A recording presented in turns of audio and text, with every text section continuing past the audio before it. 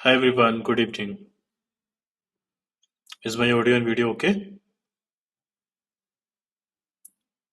Can anybody confirm me if my audio and video is okay or not? Hi Nikhil, good evening.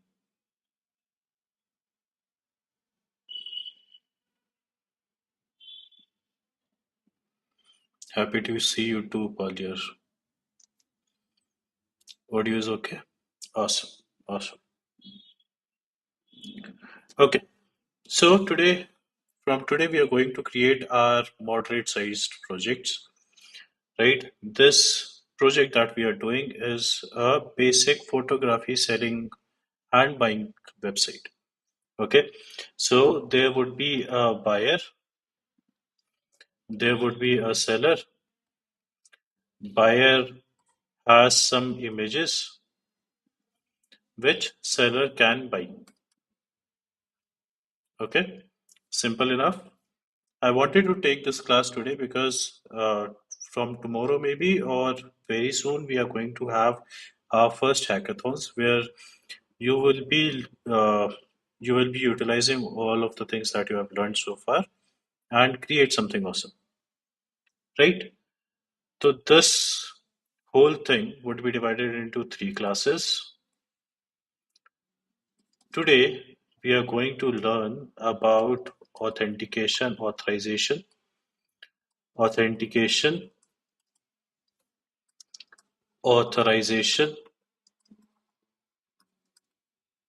and file upload. Okay. Uh, in the next class, we will learn many different things, right? Like payment integration, Swagger. But today, we are going to cover these three topics. Okay. Excited for our first medium-sized project, right? This project or this website that we are going to create or the backend that we are going to create can be used for any kind of e-commerce website or wherever buying or selling happens, wherever authentication authorization happens, wherever file upload happens. So it should cover most of the website out there. Okay, awesome. Authentication, you already know, basically sign up and sign in, right? User gives his name, email, uh, and password. You put it in the database, right, with password hashed, and whenever user tries to sign in, you check it from the database and see if the user is authenticated or not. Right, this is sign up and sign in or authentication. What happens normally during this, we use something called JWT tokens. Okay, the best way of doing sign up and sign in is using either JWT or OAuth. OAuth basically means sign up with Google, Facebook, or things like those. That is third party. If everything is in-house, we use something called JWT tokens, right? JWT tokens are nothing but very big random numbers or random string, right? Maybe for 64 bits or more, right? It is a very big token. What happens is when it starts with sign in. So whenever user sign ins, we create a JWT token for this, okay, and sends it back to the browser, okay, in the cookies. We create this JWT token and set it in the cookies, okay, with response.cookies in the browser. We set it in cookies. Why not somewhere else? Cookies is a place which backend can access. Okay, so we store it in cookies. We can store it in local storage, we can store it in session storage, depending upon our use case. But in the very general scenario, in the most common scenario, or in the most simple scenario, We store it in cookies using response.cookies. Right? Now what happens is whenever a person is making an API call after sign in, for example, if he wants to uh, create uh, or post an image, right? If we, suppose an API is API v1 create, okay? In the headers, we already talked about headers, right? Headers are metadata for the backend. So headers tell the backend how to handle this request, right? In the headers, we say we set application slash JSON when we are sending the data in JSON format, right? In a similar way, there is a key called authorization, in which we set something called bearer and the token, the JWT token that we created. Okay, this is a string. Whenever a user is making an API call after sign in, right, he needs to send this header along with whatever data he's sending. Okay, inside headers. What we do is we take out this JWT token that the user is sending and we check whether this JWT token is valid or not. If it is valid, then only we call the function uh, in which we in which all the functionality of this create is, right? What did I say? There is a browser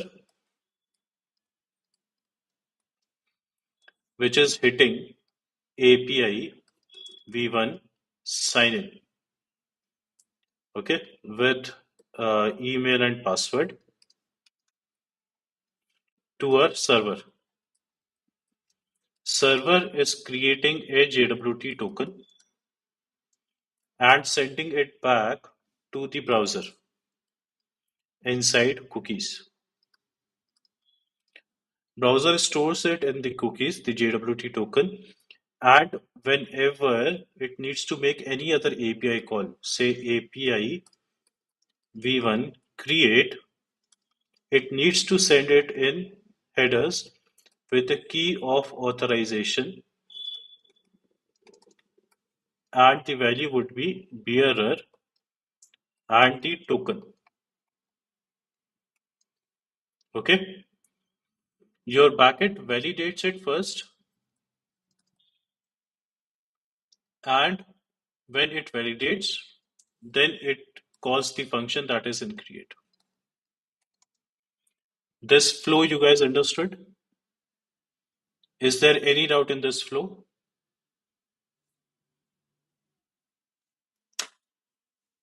Is there any doubt in this flow?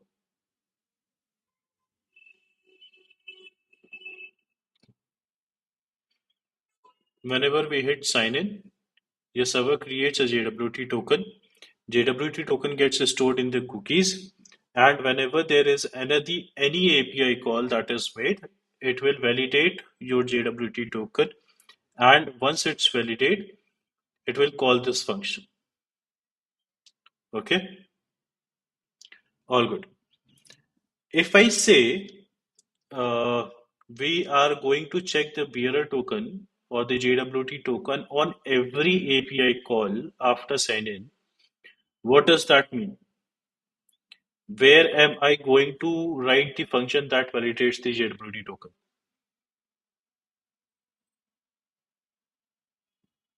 If I am saying कि after the sign in, any API call we are going to validate, where would I write that function?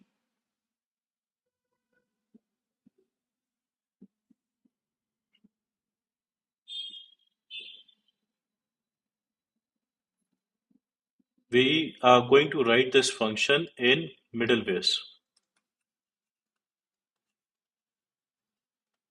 Okay, we already talked what middlewares are. Middlewares are functions which gets called before the actual function needs to be called.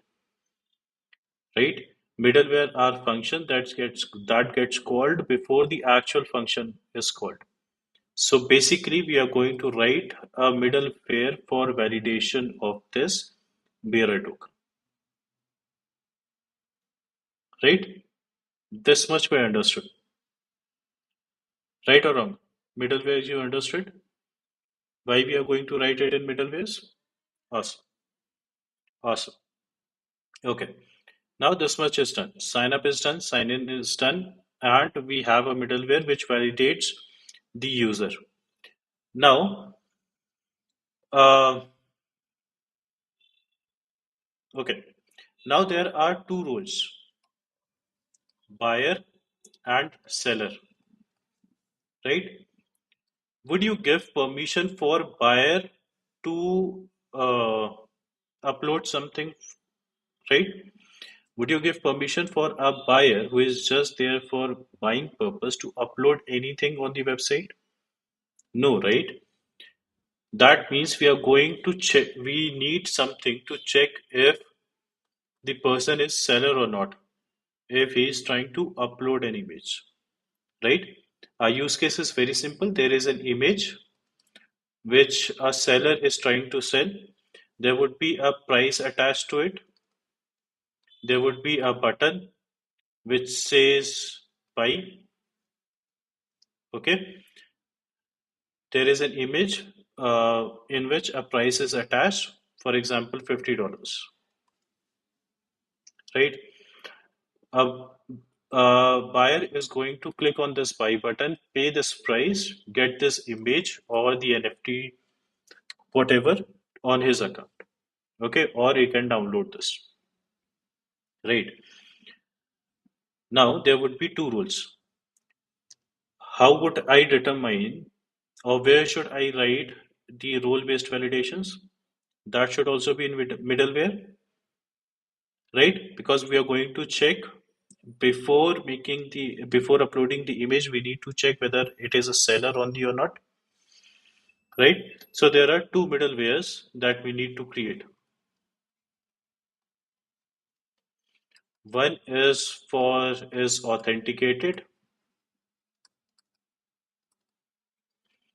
one is seller or not. Okay, this much is understood. Now we need to create an API. Let's call it products API v1 products,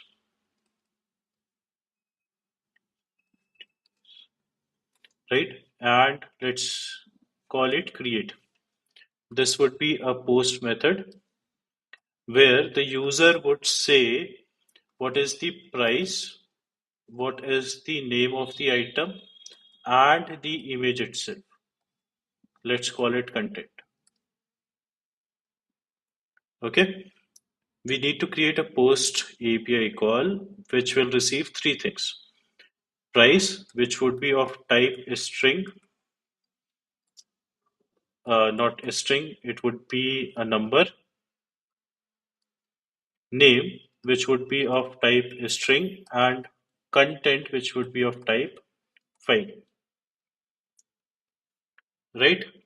Or an image.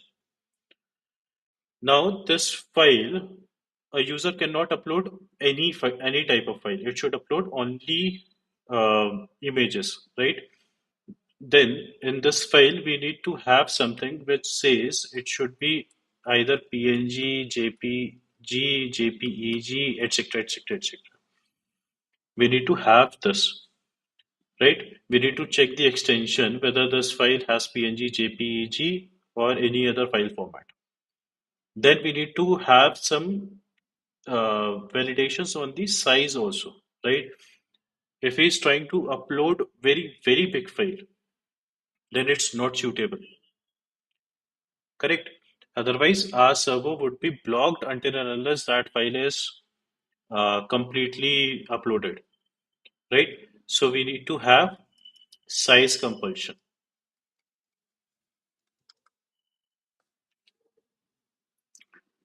Okay. Now, how do we upload a file? We upload a file we are going to use a node module, but obvious. The name of the node module is Multer, right? Okay. Now let's see what we are going to do. We need to create a server. We need to make the API calls. There would be two type of API calls. One would be API v1 slash user for sign up and sign in and the authentication part. Then there would be API v1 slash products where all the products related things happens. One would be for getting the product, one would be for uploading the product. Then we will have to create two middlewares, one for authentication and one for checking if the user is a seller or not, right? What else? We need to upload the file using Multer.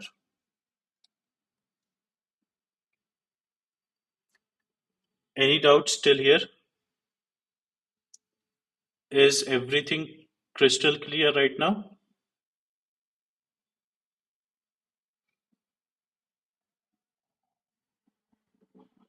All clear? Awesome. Awesome. Awesome. Okay. Now, let's understand what are the packages that we would need. We would obviously need Express, right? For this thing, uh, one would be Multer, right? For password encryption, we would need bcrypt, okay? And for creating token, we would require JSON Web Token or JWT, okay? These are the packages that we are going to require, okay? We are going to use database also, so we would require Sequelize, and we will require SQLite 3. Okay, these are the packages that we are going to use.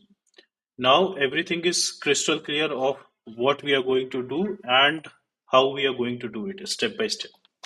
Okay, let's get to coding. I have created an empty folder over here with the name of day 9.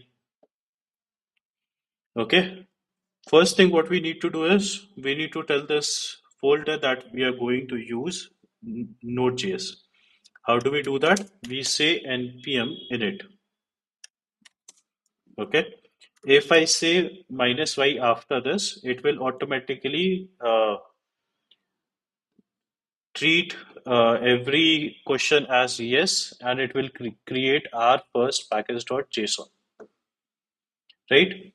Now we need our libraries. So we will do npm install.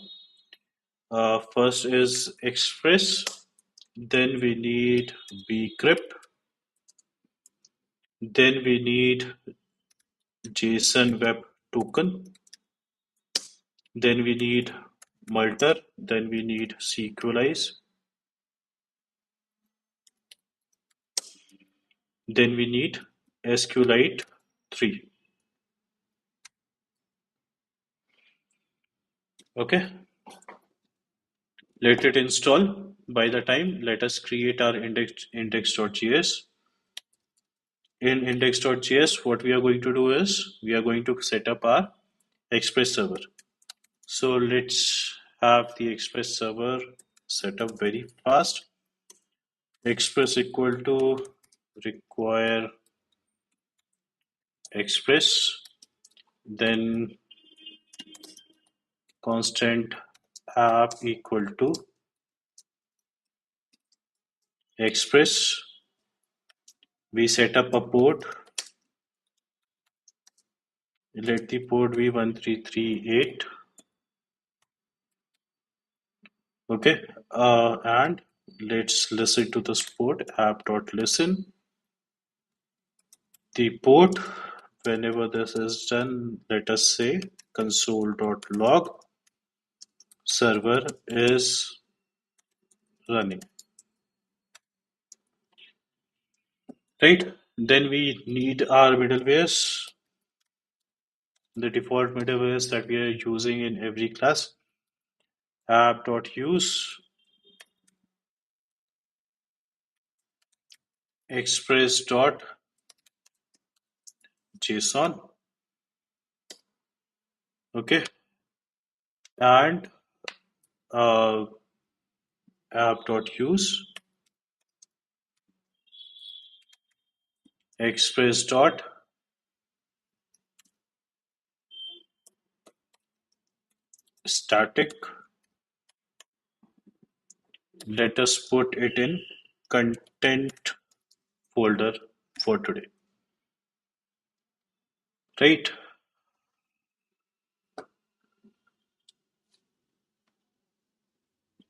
I'm not going to use Git today because Git we have already covered. At this stage, there should be first commit. Okay.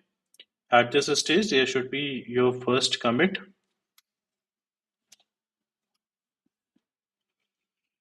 Let's connect to the DB as well.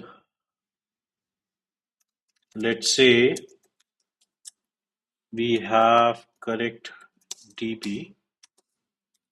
We will require it from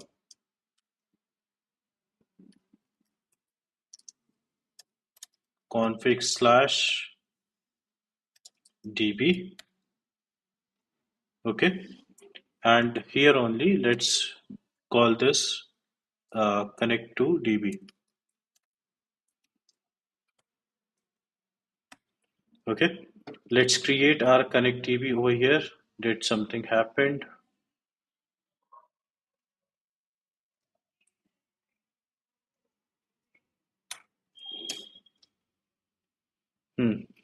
Let's create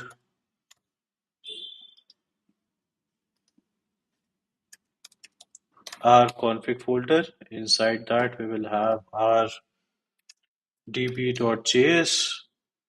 We have already covered this, so I'm not going into too. Yes, URL encoded also we are going to use app.use express.url encoded extends false.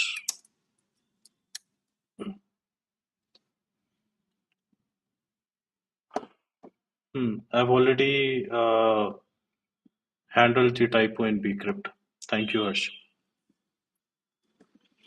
Okay, in our db.js, what we are going to do is we are going to set up our database. So constant sequelize equal to require sequelize constant create db equal to new sequelize. Let's call it test db. User is user and password is pass, and set up our dialect. Our dialect would be SQLite,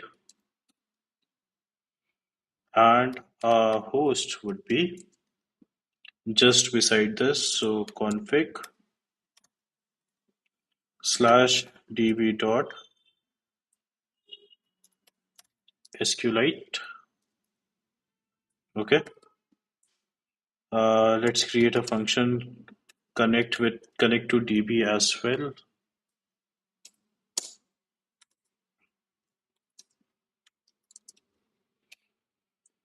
In this, we will have create db dot sync dot then. Inside dot then, we will have our callback when everything goes as planned. We will simply write console.log connected to DB, and dot catch if there is some problem. We will say console.log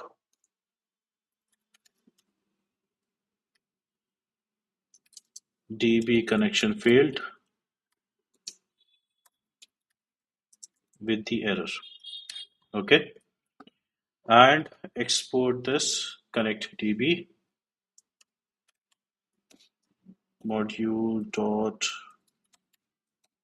exports equal to, let's send both of them, create DB as well as connect DB, if we are going to require it in future. Connect DB and create DB we sent. Okay, in index.js we have connect DB, we called it connect DB, right? Or let's call it after the server is on, right? Now this should be our second commit. First commit was when we created this file. Second commit was when we did the database connection. This should be our second commit. Okay. Now let's quickly add a script over here.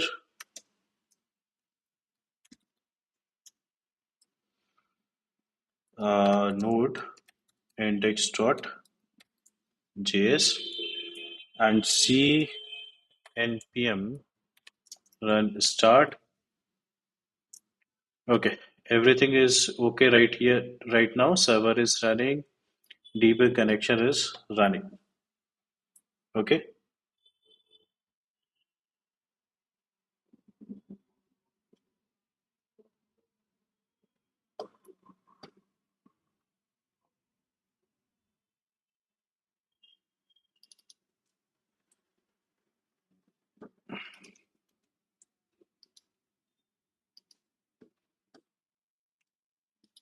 okay,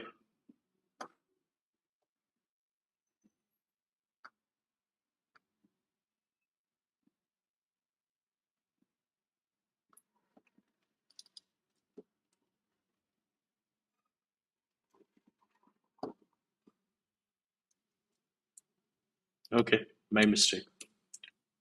There is a typo in this. Let me install bcrypt again.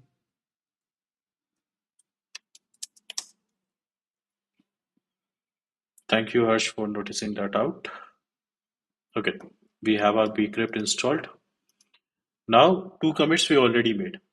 What do we do next? What do we do next? We created our server. Now we have to create our API v1 user. So for that, let's use app.use API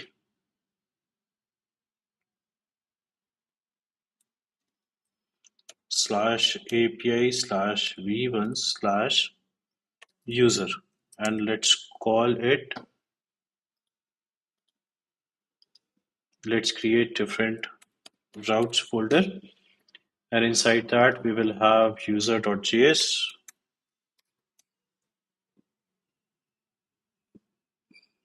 Okay, whenever user comes to API v1 user, this should call constant user routes equal to require dot slash route slash user. Okay, this user routes should get called over here. Now in user, what we want to do is we need to create two APIs, one for sign up and one for sign in. So let's create that. Constant router equal to express dot router and module dot exports equal to this router. Okay, in this we are going to create first the sign up router dot post slash sign up. Okay, and inside that we will have a function with request and response.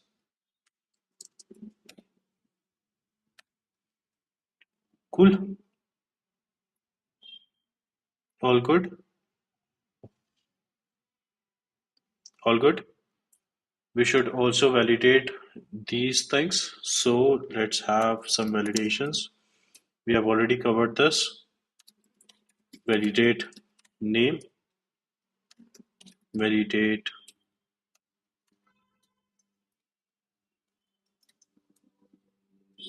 email, and validate password.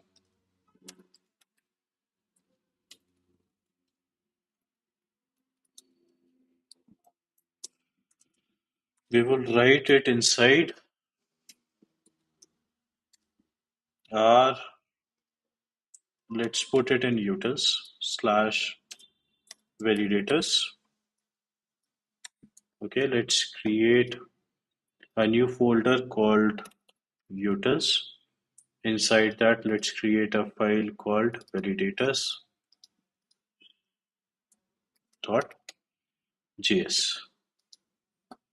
Okay, now uh, because we have async, we should always have try and catch.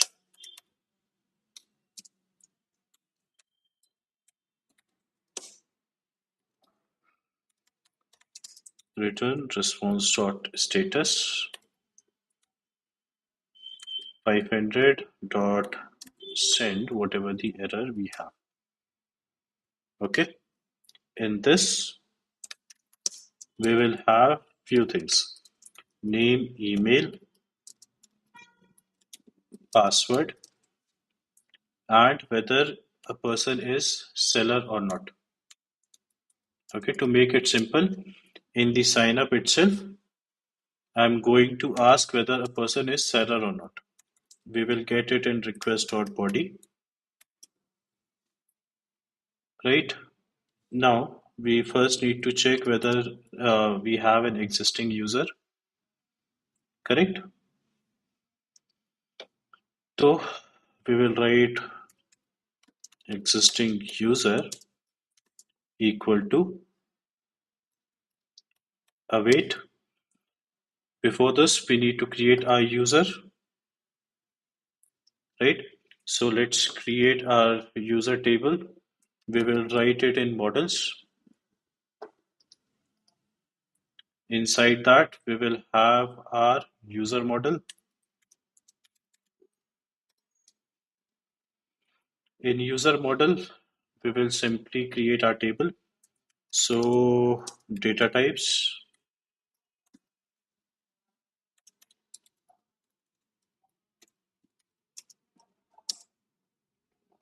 equal to require it from sequelize. If you guys are not understanding any point, do let me know. I'm rushing this because we have already covered this in our previous lectures. There is nothing new that we are doing over here. We get it from config slash db. Okay. Now let's have the user. We can also do it using create db dot define. We have created it using models. I am doing something new over here, right? This is a different way of doing the same thing. We use create db dot define whatever the table name is or the model name is, and inside that the same thing. We will have an ID, okay, which will be of type primary key. This we are going to use to differentiate among rows. Okay. Uh, allow null to be false, right? Auto increment, let's make it true so that we do not have to handle this. Type would be of data types dot integer. Okay. Then we will have name. Name would be of data types dot string. Similarly, we would have email. Similarly, we would have password. Okay. And we will have is seller, right? This type would be of data types dot boolean.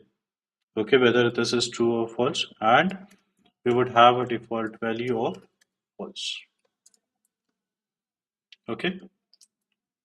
After this, we will do module dot exports equal to user. I hope there are no doubts over here. Yes, we can also do that. We can generate models using CMD line. But I would request you to do it like this. Otherwise, you will never be learning this. We are using model folder over here so as to have divide and conquer. Okay. There are two ways of writing the data types. Either you directly do it, or you can have an object over here with some other keys.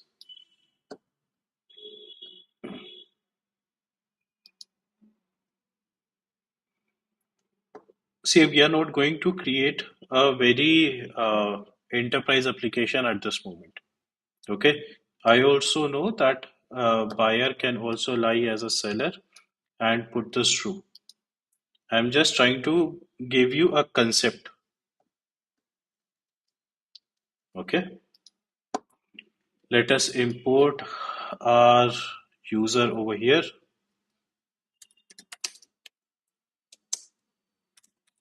We require it from model slash users. Okay. Here we will first need to find out if the user already exists. How do we do that? We say user dot find one,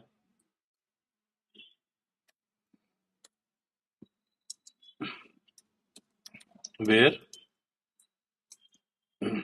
email is the email that is coming from request.body.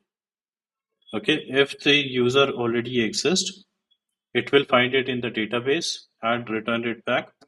If the user exists, if there is an existing user, we will return with response.status 403, right? And in JSON, we will write error is user already exists.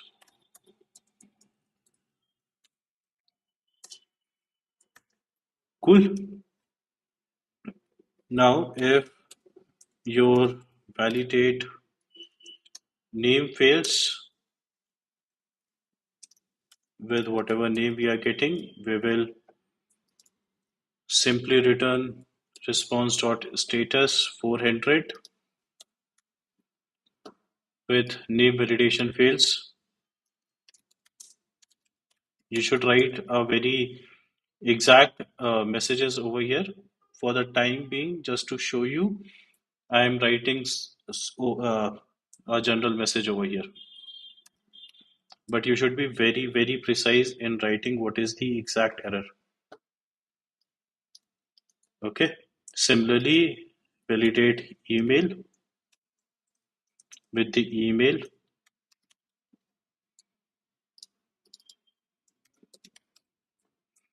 and similarly with the password,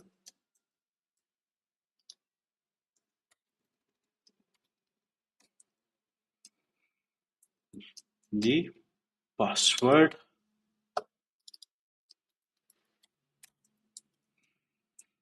Okay. Now we have handled our edge cases. if everything is okay, then we will hash the password. Okay, hashed password equal to await bcrypt.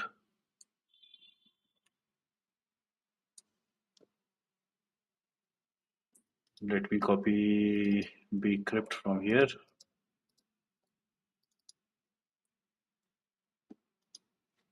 Let's have bcrypt here.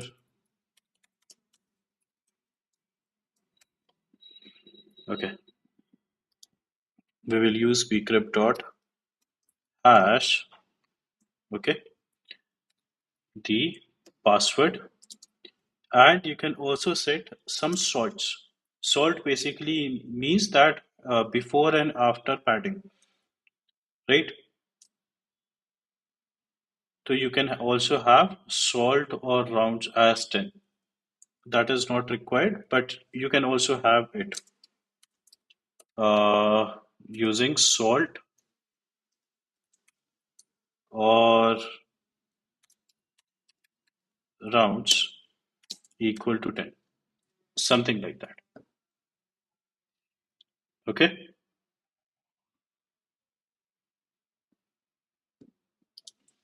we have this hash, it accepts the data, salt, and the callback. You can also add salt. I'm not going to add salts over here. This is basically for salt or round is basically for adding even more security to make your hashed password even bigger, right? So that nobody has the computation on earth to dehash your password. That is why we, just to make this string even bigger, we use hash or salts. Okay, if everything goes as planned, we will have a user with email name is seller. Okay, and password. Password is hashed password. Right? We will save it in the database.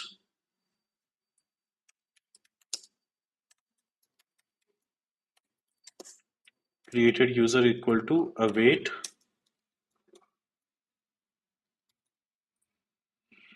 user dot create and this user, small user. Okay, everything goes as planned. We will return the response dot status as 201. That is created, and inside JSON we will say message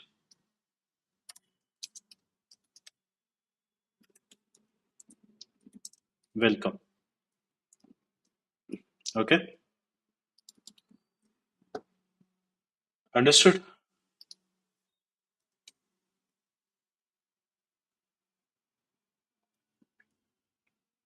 Or you can write welcome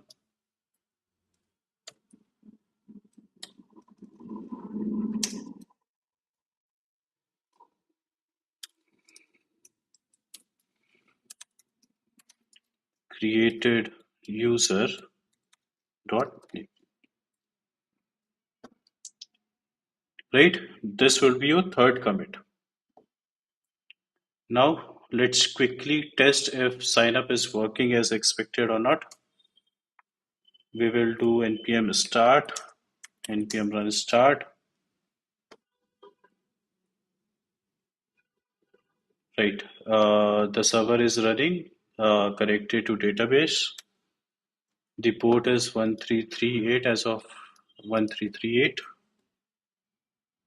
Let's go to our postman and check if this is working as expected or not. Right,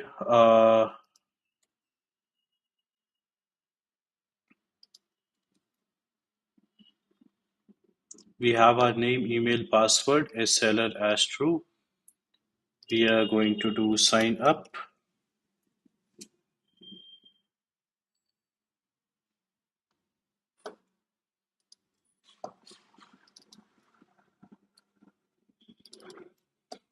We are going to do sign up, post request. Inside body, we are sending name, email, password, and is seller true or false. We hit send. Nothing comes back. There is an error. What is the error?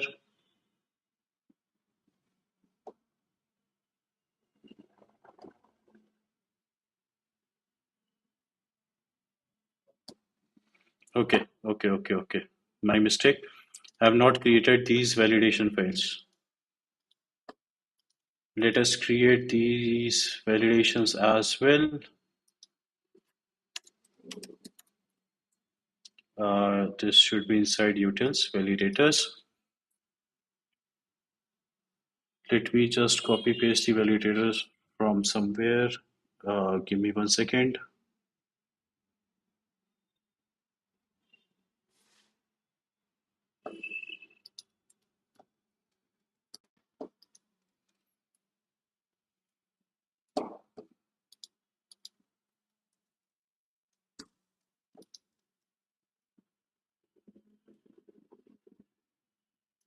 Okay, we have our validators. We have already covered validators. We have validation name. There is some regex. We simply return regex.test. Similarly, we have validate email, password, and things like those. Right, now in our user.js, all this is working. Validate name, validate email, and validate password. Okay, we have our validators in place. Now let us test it again.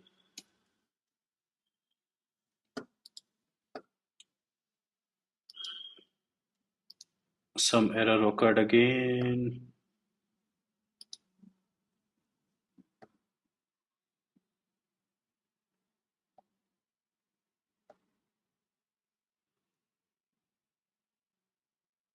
What is the error? What is the error? What is the error? We are receiving 500, right? Let's do console.log.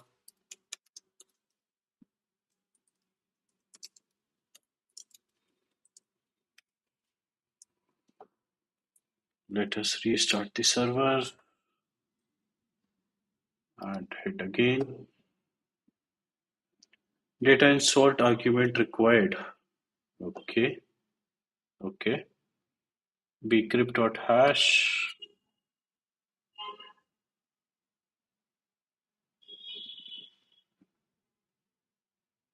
Let us put the data insert argument.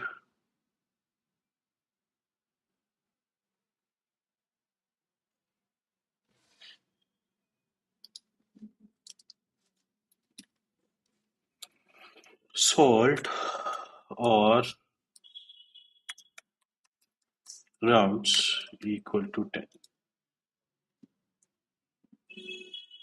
Okay. Uh,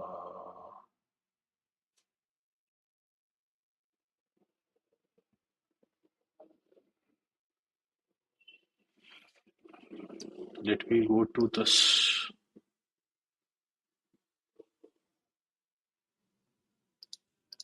bcrypt.hash. Let me check this out.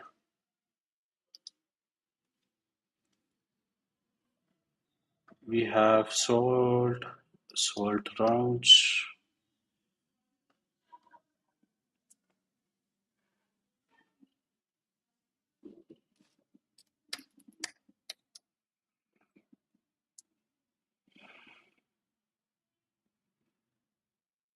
Okay, let's see if this is working. Connected to DB. Let's make our API call. Yes, this is working. We received welcome RAC.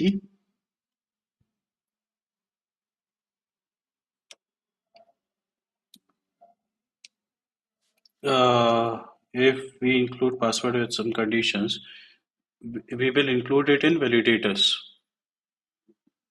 See, we have our validators where at least one capital letter, one small letter, one numeric, and any of these special characters is required with length 8.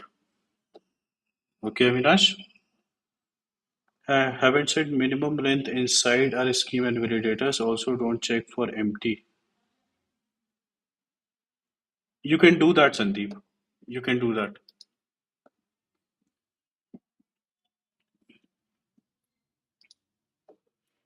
We can check all those validations on the model itself.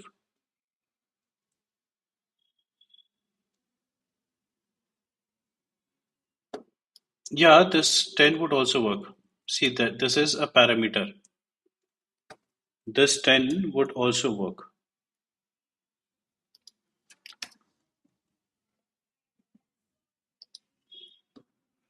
This user already exists.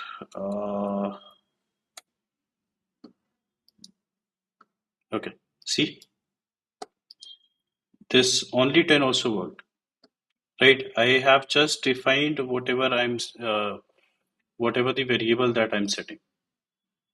Okay, by default, it takes the same thing. Okay. Now our sign up works. Let's quickly create sign in. That would be a post as well. Slash sign in.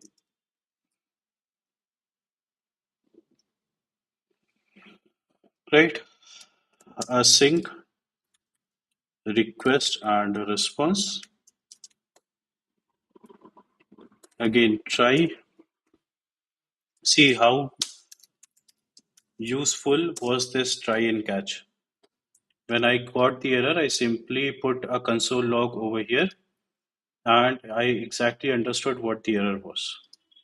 So always wrap your code in try catch. Okay. Now, same thing. Let me just copy this catch over here.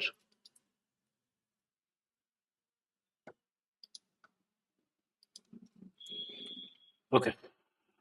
Here we would get two things: email and password from your request.body. Okay. If your email dot length is 0, that means there is no email. We would return with response.status as 400 and .json error message. Please provide email. Similarly, if the password is not there, we will say please provide password. Right? If both are there, we will check if this user exists or not. Constant existing user equal to user dot find one. Let's wait for this.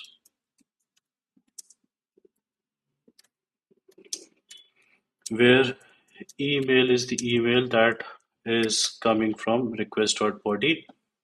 If the user exists, okay.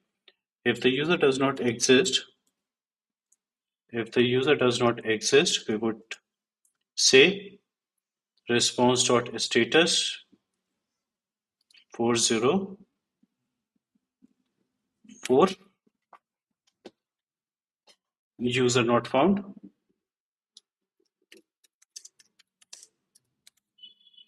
User not found with the email, right? If everything goes as planned, we will have to check the password, whether the password matches or not, right? To check that password match equal to await bcrypt dot compare, right? The password that is sent by the user and the existing user dot password. Okay, we will compare both of them, whatever the password the user is sending and what is stored in the database.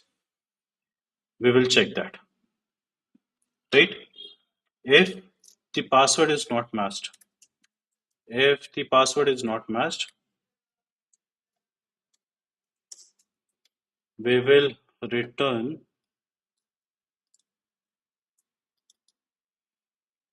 400 with either email or password, uh, email or password mismatch. Okay, we never write we never write just the password mismatch. Can anybody tell me the reason why? We never write the just the password mismatch. Can anybody tell me the reason why?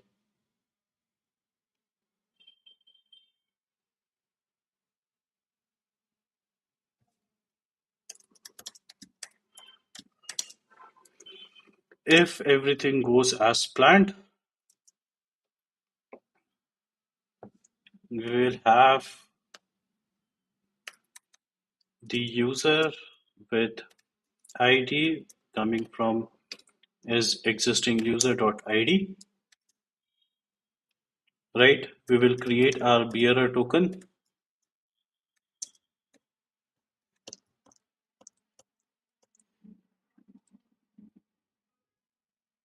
Yes, it becomes easy to hack because at least you know the email is right.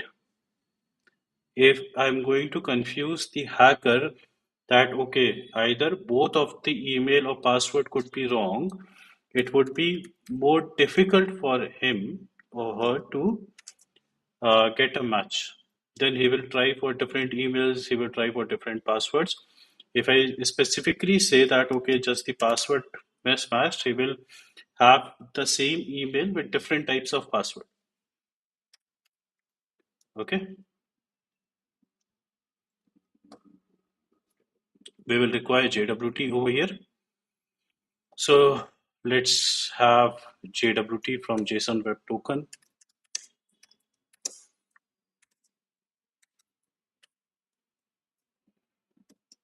Require from JSON Web Token. We will create the token over here.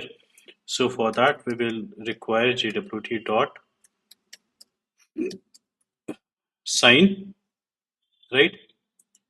The payload, this thing, and a secret message.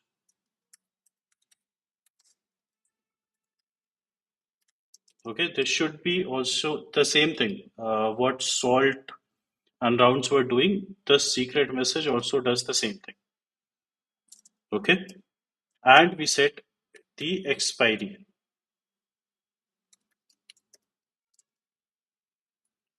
It is in millisecond, so I should write 36,000. Okay, now we set it in response dot cookies. Uh, let's call the variable name as t. In cookies, it is specifically a key value paired. So t would be the key. The value would be the bearer token that I have just created. Okay, and there would be the expiry. So expire, new date,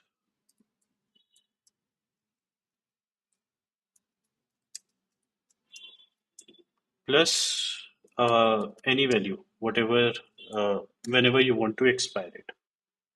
Okay, after this time, this cookie will automatically expire. Okay, see, we have two expiry. One is in bearer token itself, one is in cookie. This bearer token can be converted to this object using the secret message. If you have the secret message now, so you can convert whatever the string this bearer token generates back into this specific object. Okay, this is encryption. You need to have a key to decrypt it back, right? Now, if everything goes as planned, we will have response dot status 200 dot JSON. We need the bearer token over here. Okay. Let's say bearer token is the bearer token.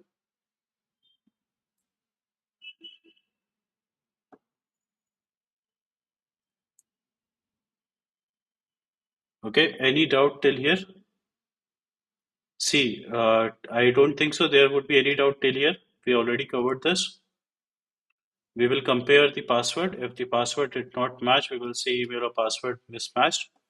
Then we create a payload. We have a JSON where in the user, I just need the ID, right, to get it from the database. So I've just set up the ID.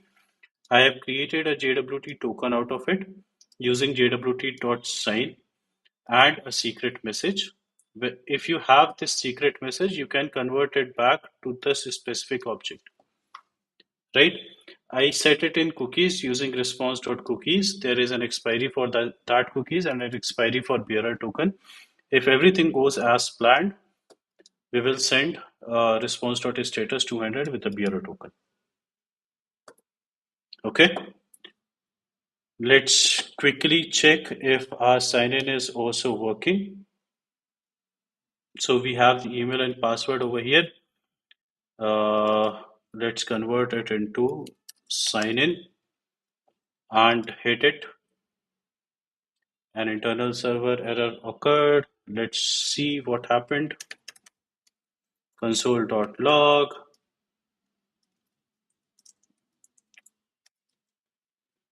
Restart the server. Hit send. Check over here. Response.cookies is not a function. Okay. Acha, okay. It is not cookies, it is cookie. My mistake. Let's hit it again. We have our bearer token. Everything went as planned. We have created our sign up and sign in. We have our bearer token. Bearer token encryption is not clear. Okay.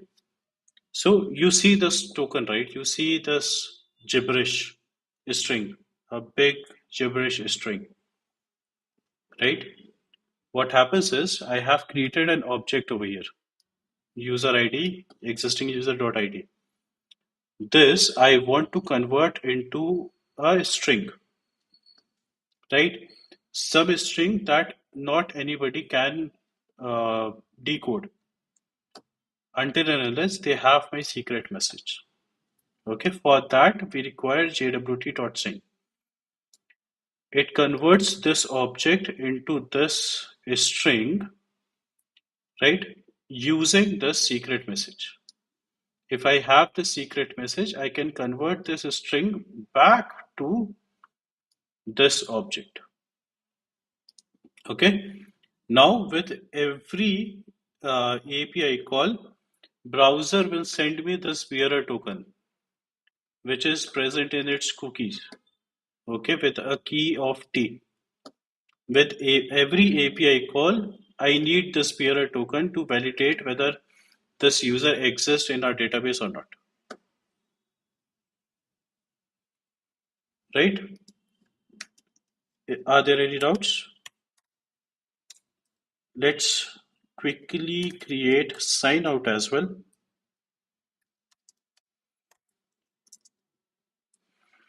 In sign out, I simply will delete these cookies and your browser, it won't have the bearer token. So automatically all the API call after that will not pass. Okay. Here I will set a response.status 500.send whatever the error we have. Okay. To delete cookies from your server, we use something called response.clear cookie and the key of the cookie. Okay, return response.status as 200 dot json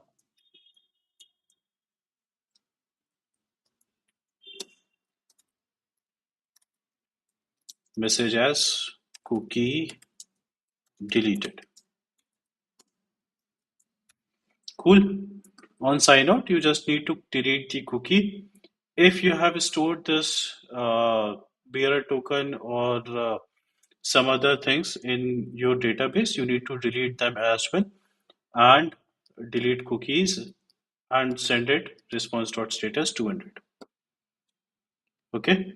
I hope there are no doubts in this thing. Sign in, sign out, or sign up. These three things are clear, right? Now we just need to upload the file using Multer. Now we just need to upload the file using Multer. Let us create another middleware for product. We will call this product routes and we will have our product routes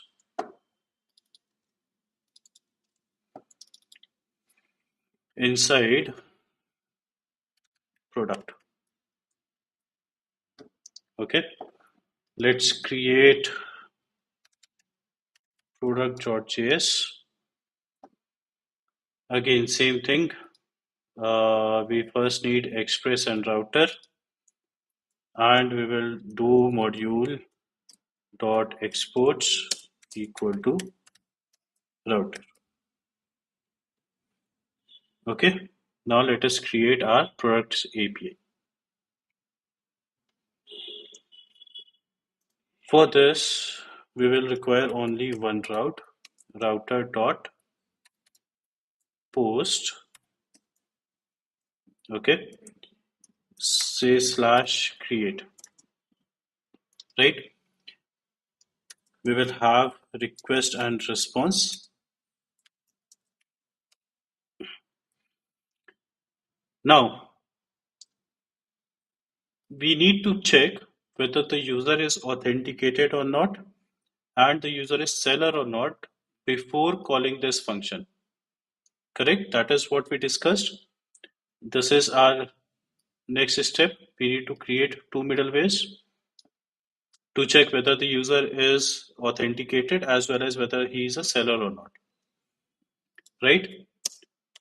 So we will check is authenticated and is seller before even calling this function. Right? So your get post put, this function basically can have any number of functions and they will run one by one. First, this will run. If everything goes as planned, this will run. If everything goes as planned, this will run. Now we need to create is authenticated and is seller. So we will create it is authenticated and is seller.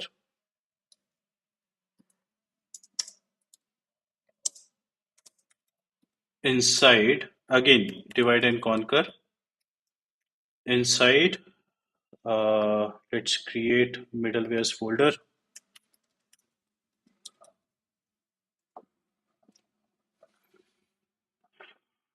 Okay, and let's have a file called auth.js.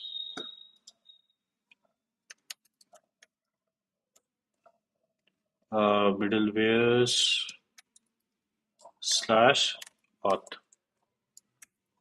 Okay, let's quickly create is authenticated and is seller. See, there is no difference between middlewares and functions. Middlewares are functions, those are called before the actual function. Okay, middlewares are functions that are called before the actual functions. That's it. Understood, Akash?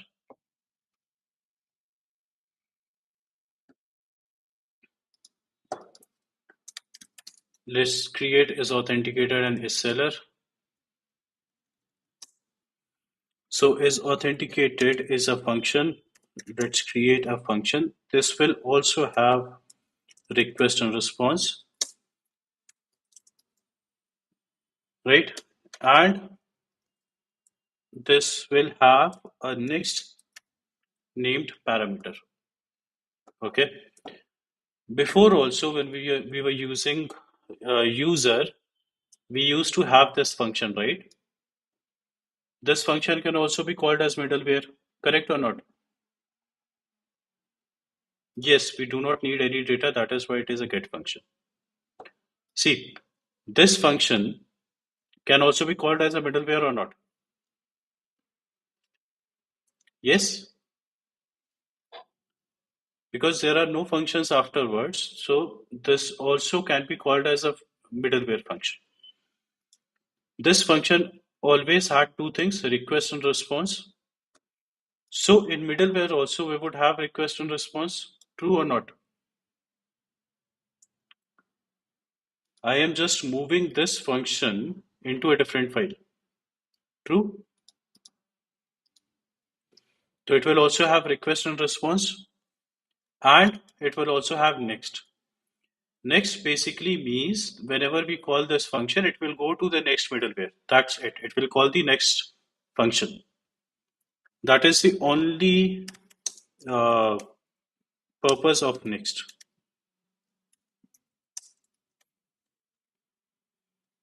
Understood?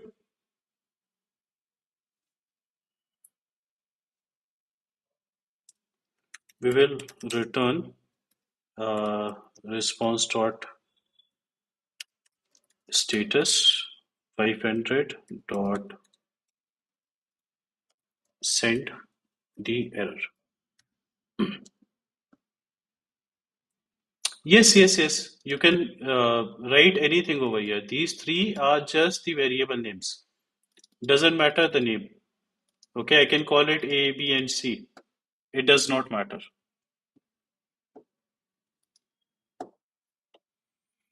Okay, what I need to do over here in is authenticated.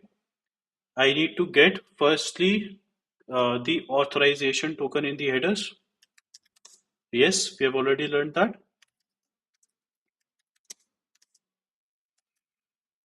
It will come under request dot headers dot authorization. AUTHORIZATION. Okay, awesome, Gautam. Now, first we need to check if this does not exist. If you do not have auth header, you do not have authorization inside the headers, then you need to return response dot status 401 dot JSON error uh, authorization header not found. Authorization header not found.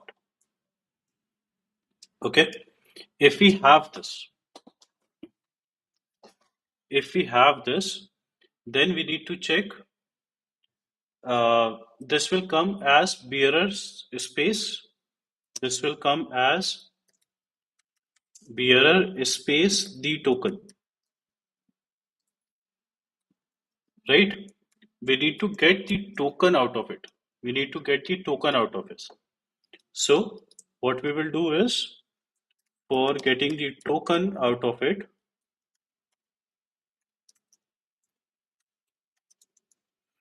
we will split the string. We will split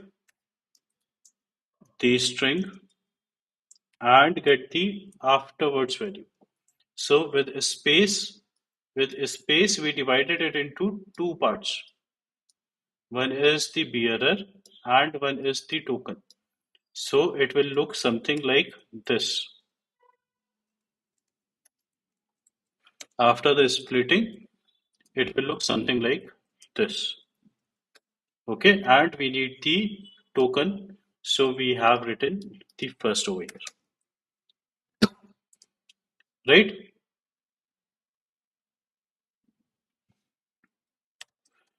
If there is no token, then we will again send response.status token not found.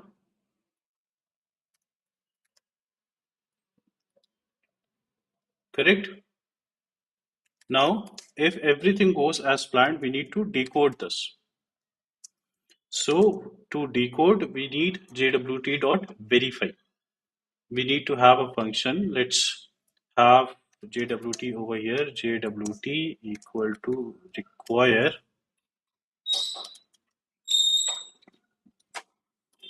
JSON web token, and we need to have jwt.verify the token that we are getting and the secret message. The secret message was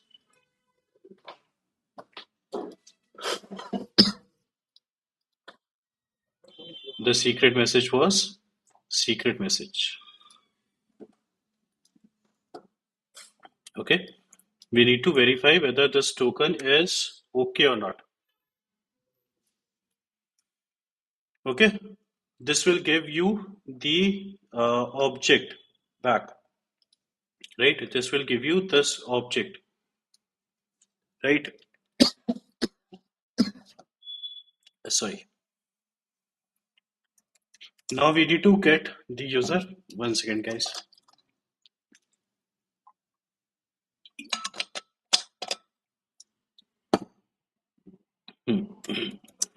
We need to get the user from the database. So let's do user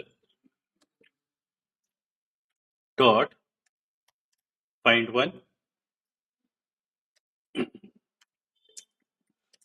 where your ID is coming from decoded dot ID.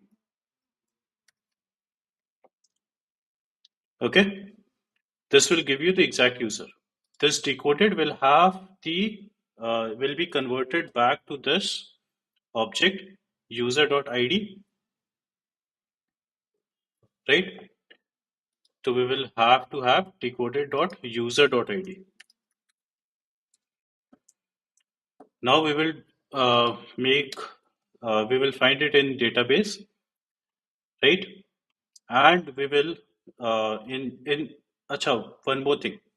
If the user is not found, first of all, if the user is not found, we will what we will do? We will return response.status 404.json with error user not found.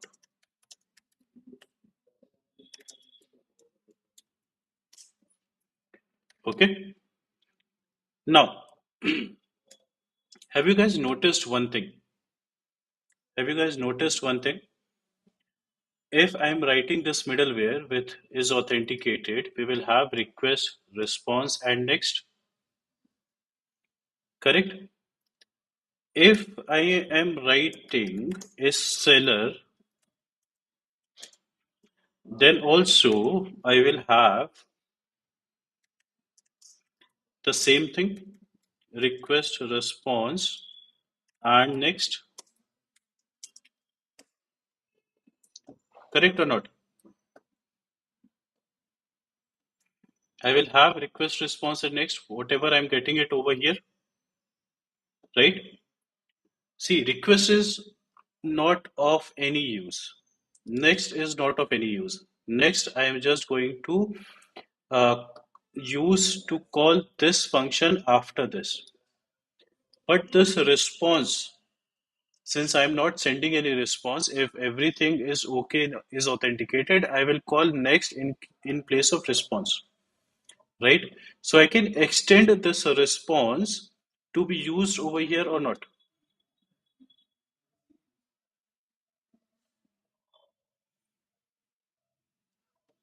Are you guys getting my point? See, if everything goes as planned, I will simply call next over here. I simply call next over here. This next basically means whatever I have written in over here, what is the next after this is authenticated, next is seller, right? So this function, call this function. Till here, if everything goes as planned, this response, we are not sending any response, right? I can extend this response or not. This response is the same as this response. Are you guys getting my point? This response that I'm getting in this function is authenticated is the same as this response that I'm getting in is seller. So if I extend this response, performance, security, and edge case, to increase the performance, if I say request.user is the user, this request or this response is the same as this one. So if I extend it, I do not have to make another API, another database call, right? Because I've already made one database call. I do not want to make another database call into a seller, right? To reduce the number of database calls, I can extend request.user because this is simply an object, right? So I set up a key called user and put the database response, whatever I'm getting, into request. And if I print request.user over here, it will get the exact same user that you have found it over here. Okay.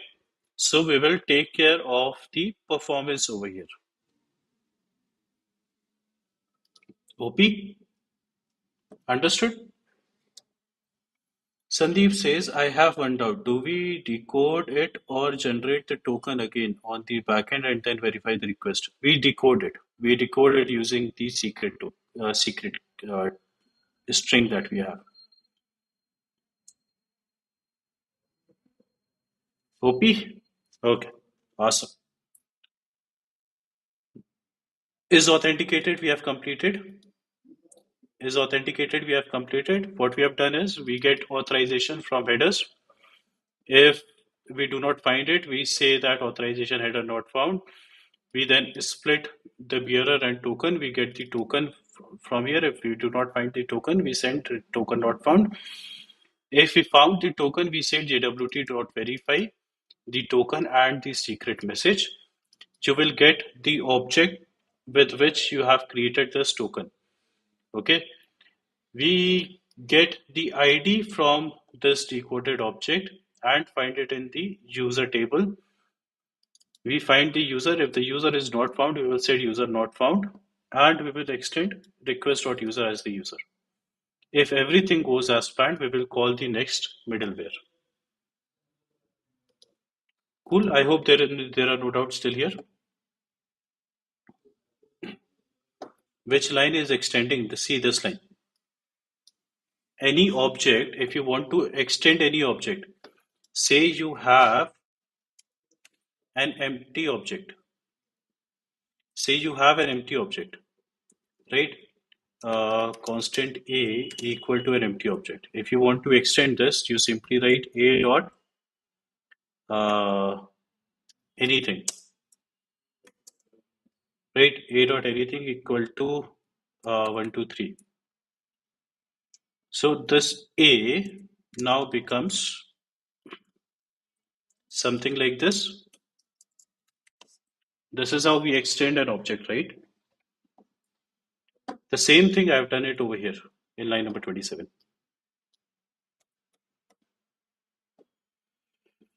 Okay. Now, if I want to check if the user is seller or not, if I simply want to check if the user is seller or not, I already have the user in request.user, correct? Inside that, I can simply say uh, data values dot is seller. Okay. Uh, Forget about this. We can simply write request.user is seller, whether this is true or not. If this is true, I think we use dot data values. I forget why. Let's just have it. Okay. Request.user.data values.is seller. If we have it, we say next. Otherwise, we simply say return response.status 401.json. The error is you are not seller. Okay. See how simple things became for us. I do not have to make another database call over here. I simply use request.user.dataValues is seller. You can also redirect it using response.redirect. I'm just giving you an example. You can do whatever you feel like, whatever suits your port, you do that. Okay, module dot exports is authenticated and is seller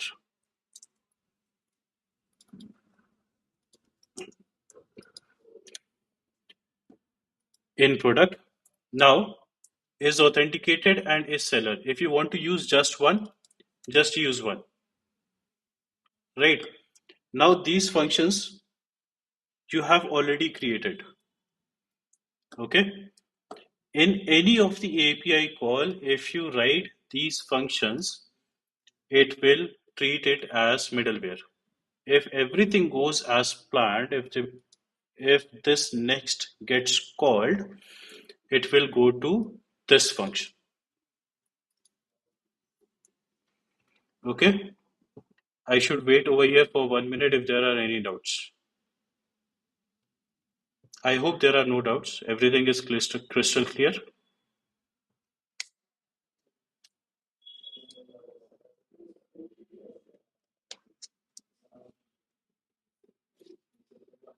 All clear?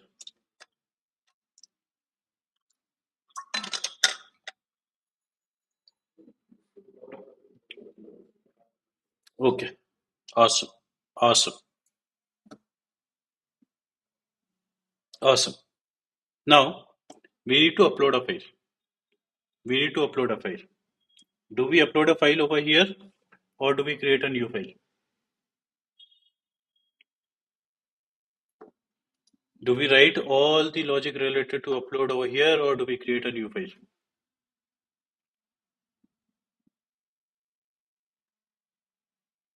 We create a new file, right? In the utils, we will have one more thing. Each file should do only one job. Okay? This is how your code becomes clearer. In this, we will write all the things related to file upload. We will require multer.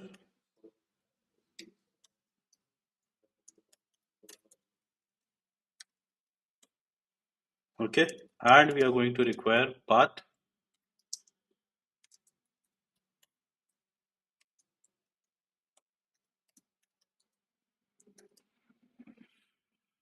First, we need storage. Okay, we will say multer dot disk storage. Okay, we will write the destination. Why? Because whoever is uploading the file, where would that file go? Where would that file go? It has to be present over here only, right? It has to be present in this. Okay, we have already made this content folder as public. So we will create the content folder and we will say wherever the file is uploaded, upload it or put it in the content folder.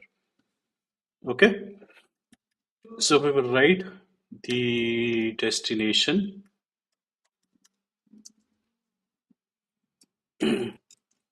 This this accepts a function in which you will get three things: request, file, and if there are any callbacks.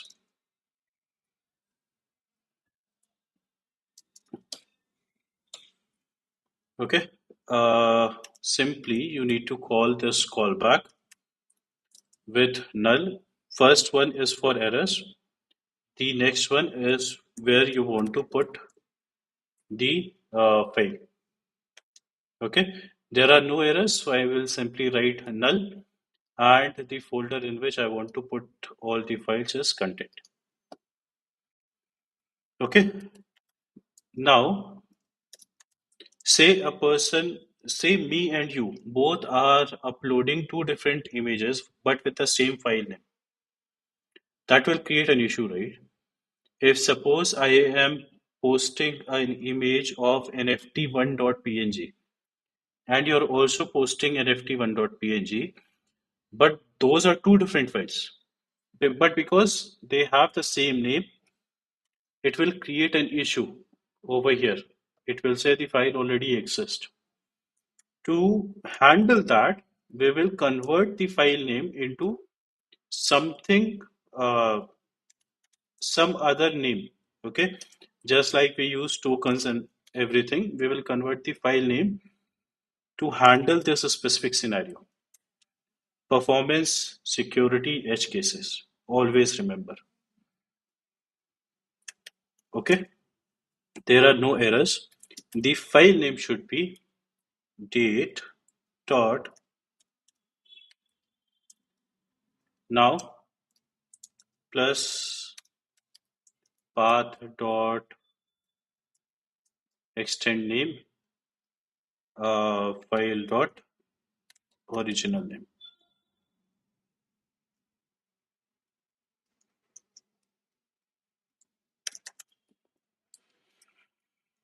Okay, so simply what I did was I called this callback and I added the exact date time into the file.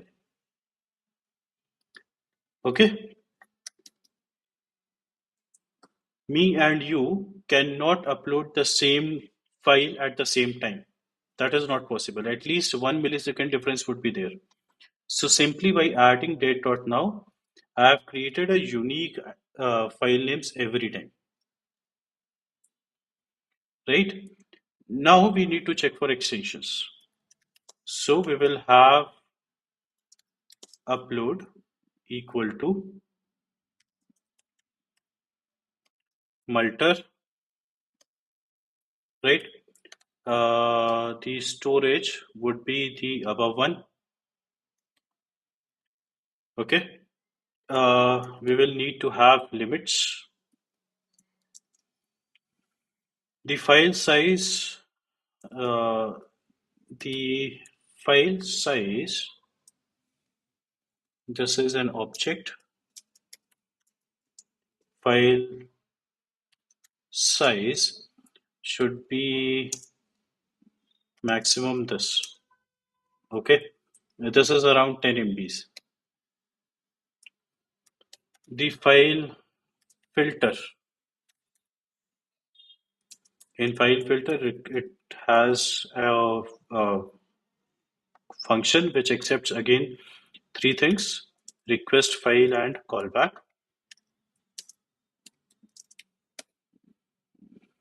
Okay. Now we say the file types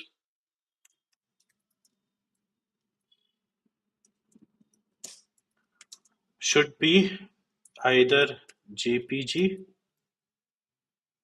or PNG or let's say MP4 or GIF and others, right? This is an regex that I've written. Okay. There is also something called MIME types. The MIME type we get it from file types dot test file dot MIME type. Okay.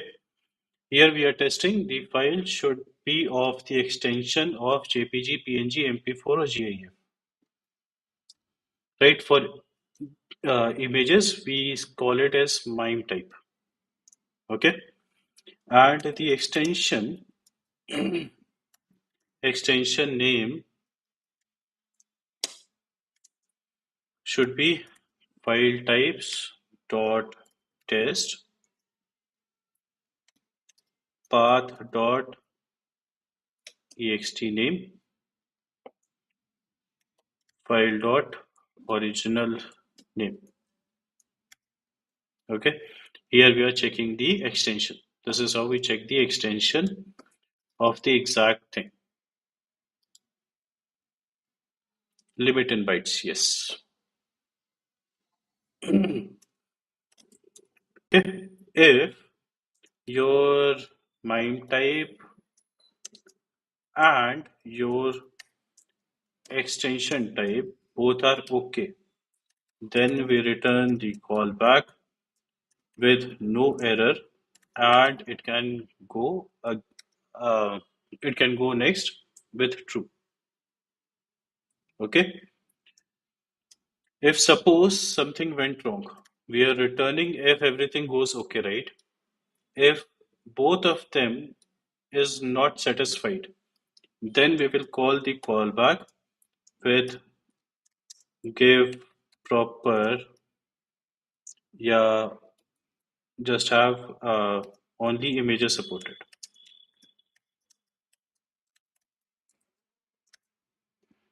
Okay, and we will say that uh, at one time a person can only upload one file. So we will say single, and we will say in which key we are getting the data. This is the key. Okay. All done on the multi-site module dot exports equal to your upload. Right? We did two things. One is we maintained our storage with multi.disk storage. We finished our destination. We should put everything in the content folder, and the file name should be date.now plus whatever the file name is coming from the front end, right, or the browser. Then we created a variable called upload with multer. We set up the limits and we filtered out the files. We set up the extensions, we set up the MIME type. If everything is okay, then in the callback, we send true, right? This is error, then success. If something is not okay, then in the error part, we will say only images are supported. We say that a person can upload one file at a time. So we will say dot single and the key in which a person will upload the file. Okay. I hope no doubts in this file.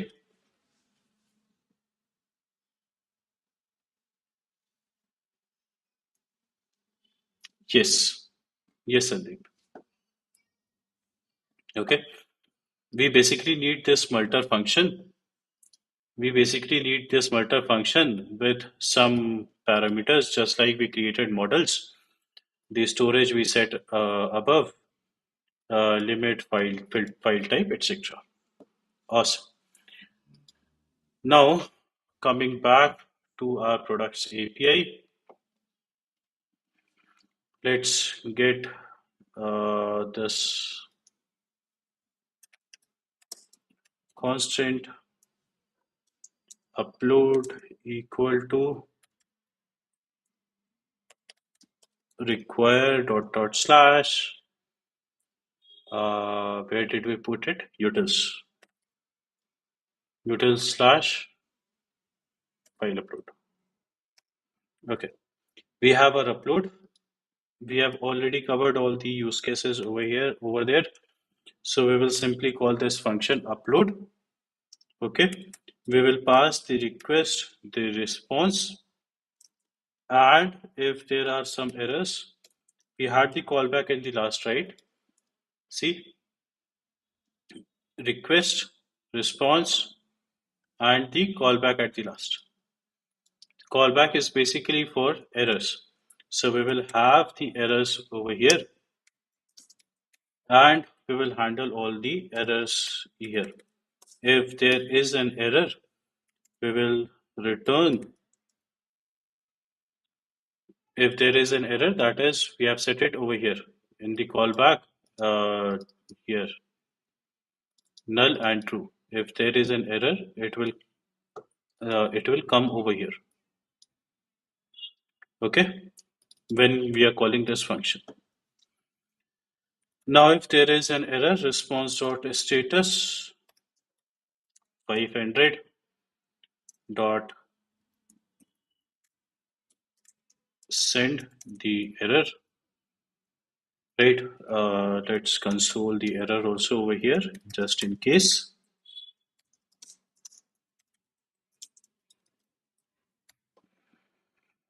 Right. Uh,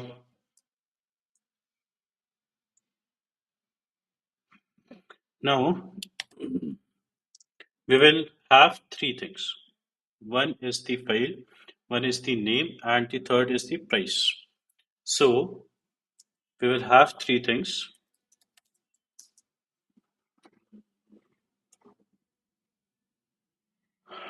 Name and price would be inside body, request dot body, and we will have request dot file.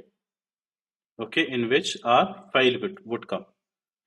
If there is no name or there is no price or there is no request dot file, we say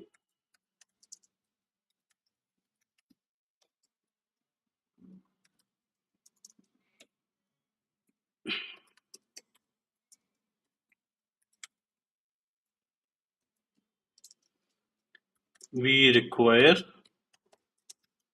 all three. Okay, have a better messages, please.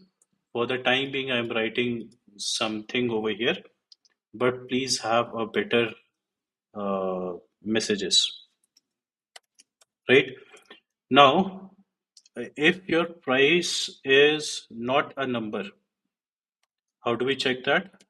We write number dot is nan your price.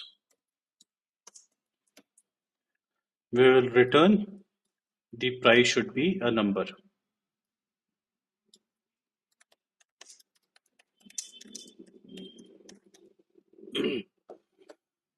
Okay, if everything is okay,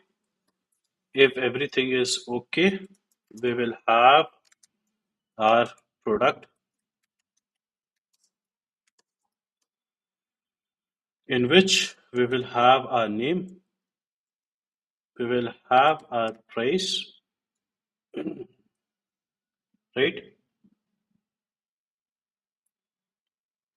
And we will have our content in which we will write request dot file dot path. Okay, Multer will take care of uploading the file, putting it in the destination, and things like those. Right?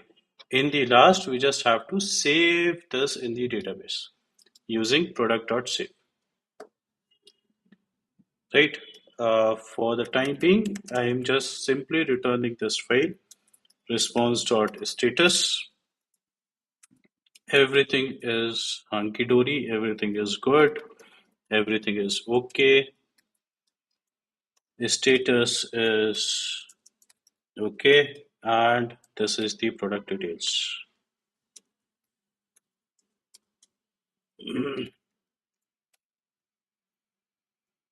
Okay, now let's test this out. Restart our server or use nodemon. We say API v1 product create. This is the API that we created, right? API v1 product create. It needs to check for our authentication, but before this, we need to sign in. We signed it over here. We copy our bearer token from here. In this, in the authorization section, we select bearer, and in the token, we put our token. Okay. In the headers, you will find the authorization as bearer token. Okay. Either do it from here or do it from here. Does not matter. We need the bearer token, and otherwise it will say you're not authorized. Right? We hit send. We require all three. Okay. Name, price, and content. Whenever you write content, you have to select file from here. Right? You select file from here. You select files. Let me put this. You say name is test, price is 23, and content is this file. Okay, in the same post call in form.data, you hit send, only images supported. That means this PNG is not getting supported. Let me check what happened.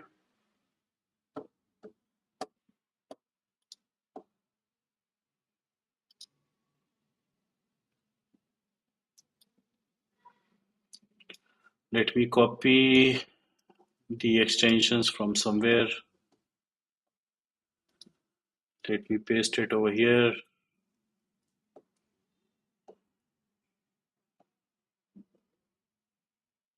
Okay.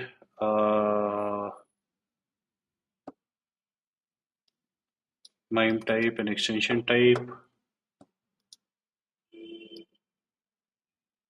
Do you guys see any issues over here?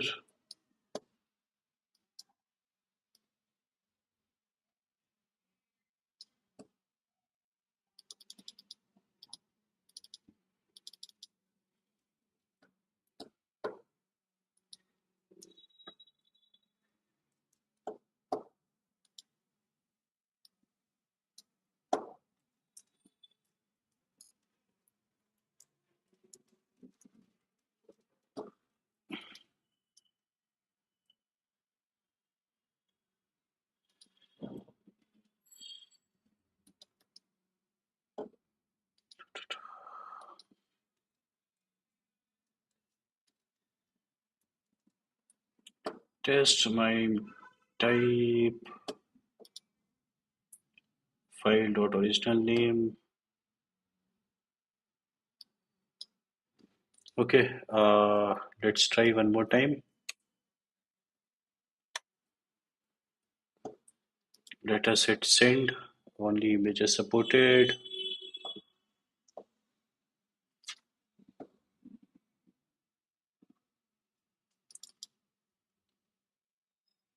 Let's console file dot MIME type and file dot original image.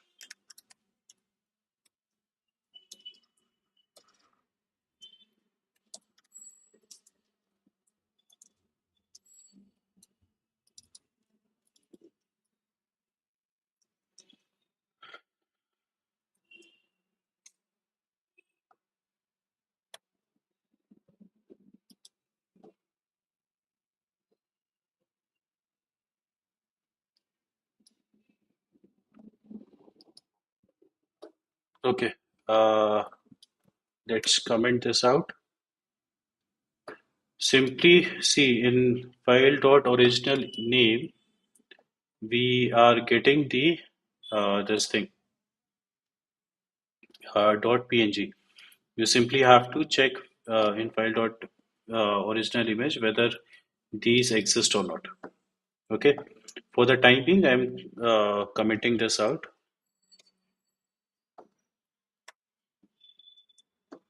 Hit send. Array.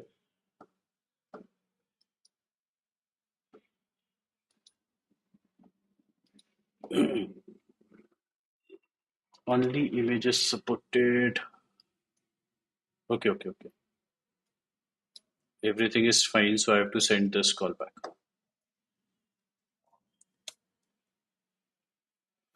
Right. Uh, Now hit send. Okay. I got this content over here, right? If I simply go to this URL, localhost 1338, in the content, see this file got uploaded. This file got uploaded over here. See, with some this thing. It should have .png afterwards. See, this file got uploaded in the content. Since this is public, we can access it using localhost 1338 content slash this file path. Okay, so this is how your Malta works.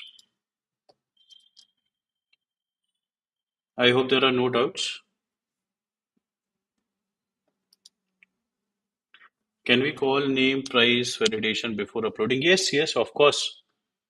See, those things also you can do by creating a middleware. You can create a middleware and check name, price, etc. and then do the upload part afterwards. Okay, Yogesh. How do we provide the access of these images to users? It is very simple. See, in your index.js, you have already told Express to make the content folder public, right?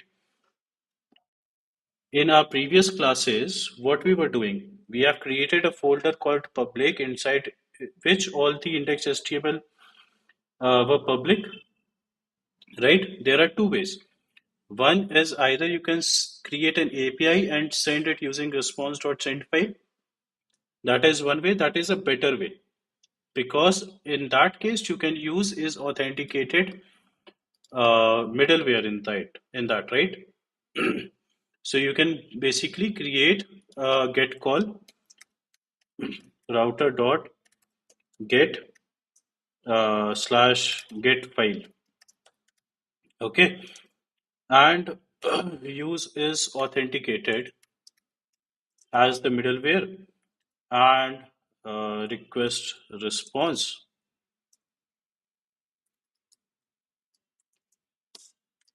and send back response dot uh, send uh, file.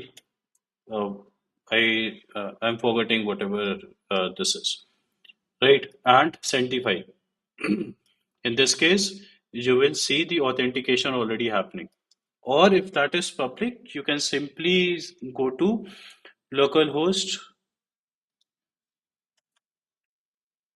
1338 slash content slash the file, right? You have to make this public. So that is one thing. Okay, but this is much, much better.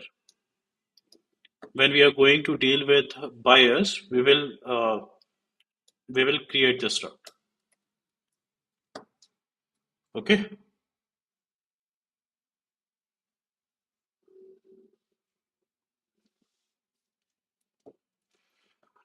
Okay. Any more doubts?